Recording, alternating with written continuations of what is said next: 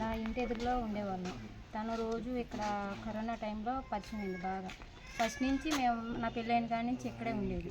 తను అలా పరిచయం కొద్దీ ప్రతిదానికి ప్రతి చిన్న విషయానికి దేవి అంట వచ్చేది మా ఇంటికి. ఈ ఇంటి ఎదుర రెంట్కి ఉండేవాళ్ళం మేము. ఇక్కడ ఎదురెదురు వెళ్ళడం వల్ల రోజు మాట్లాడుకోవడం, తన ప్రాబ్లమ్స్ అన్నీ నాకు చెప్పడం అట్టా. ఏదైనా చిన్న ఇష్యూ అయినా వచ్చి దేవి పలానా అవసరం ఇది అది అని చెప్పేసి వచ్చేది. సరేలే అంతా బాగానే ఉంది కదా, ఇన్నిసార్లు ఎంతమంది దగ్గర తీసుకుంటుంది కదా, ఎందుకు అన్యాయం చేసేది అని చెప్పి మేము పెద్ద ఈరోజు కూడా నేను ఒక మాట అనలేదు ఆమెని. ఇస్తాననే చెప్తుంది, ఇస్తాననే అంటుంది.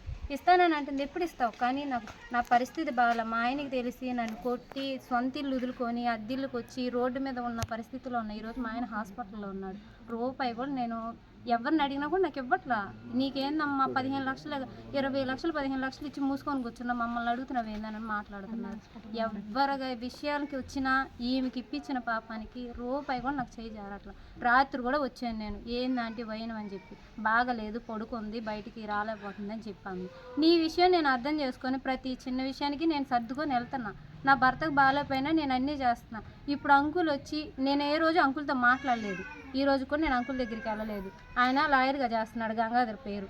ఆయన ఏమన్నాడు, వచ్చిన అందరికీ సమాధానం చెప్పాడంట. నేను ఇస్తాలేమ్మా పలానా టయాన్ని ఇస్తాను, కొద్ది రోజులు ఆగండి, స్థలం అమ్మిన తర్వాత ఇస్తానని చెప్పాడు. నాకు అదే చెప్పాడు, నువ్వు స్థలం అమ్మితే 15 లక్షలు 20 లక్షలు వస్తాయి, ఎంత ఇస్తావా ఆంటీ అని చెప్పా.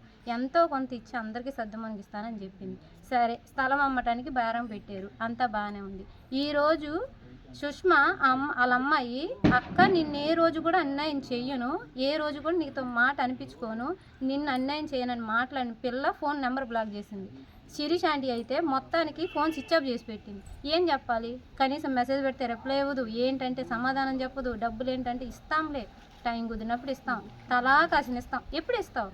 ఇక్కడ సంవత్సరం నుంచి ఆపేసింది. సంవత్సరం నుంచి నేను అవతల మనిషి దగ్గర నిన్ను నమ్మి నేను అడ్డం ఉండి నా మొగుడు బాగాలేకపోయినా నా మొగుడు ఎట్టంటోడైనా పెట్టుకొని నీకు తెచ్చి ఇస్తా. 2 ఆడపిల్లలు, చిన్న పిల్లలు, నాకు 10 ఏళ్ళు కూడా లేవు ఆ పిల్లలకి.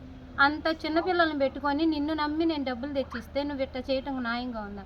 పర్సనల్గా నేను అదని ఇదని నా ఇంటి సమస్యలన్నీ పక్కన పెట్టి నీ ఇంటి సమస్య చూసా. ఈరోజు నన్ను చూసిన వాళ్ళు లేరు, నేను రోడ్డు మీద ఉన్నా, కనీసం పట్టించుకున్న నాదులు కూడా లేరు.